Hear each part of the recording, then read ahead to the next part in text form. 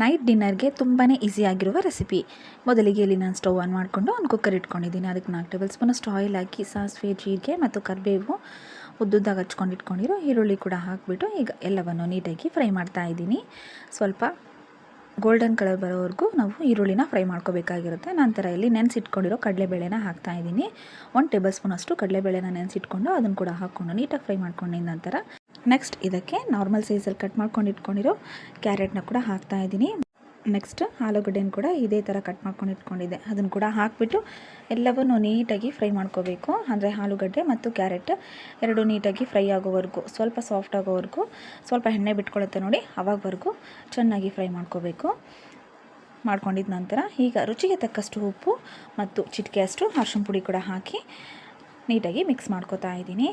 5ರಿಂದ 10 ನಿಮಿಷದವರೆಗೂ ಚೆನ್ನಾಗಿ ಫ್ರೈ ಮಾಡ್ಕೊಂಡಿದ್ಮೇಲೆ ಇಲ್ಲಿ ನಾನು ರೈಸ್ನ ನೆನೆಸಿಟ್ಟಿದ್ದೆ, ಅಕ್ಕಿನ ನೆನೆಸಿಟ್ಟಿದ್ದೆ ಪಕ್ಕಕ್ಕೆ. ನಾನು 1 ಗ್ಲಾಸಷ್ಟು ರೈಸ್ನ ತೊಗೊಂಡಿದ್ದೀನಿ.